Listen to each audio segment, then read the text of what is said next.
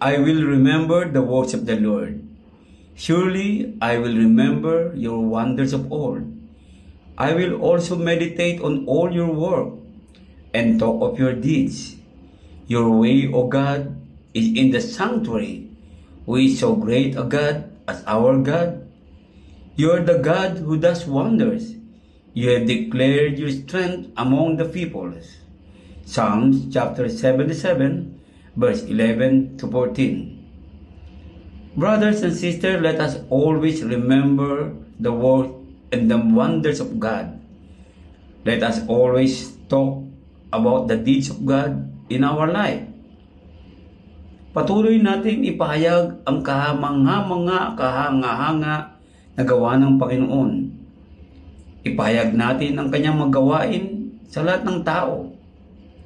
Tunay Panginoon ang makapangyarihan sa lahat.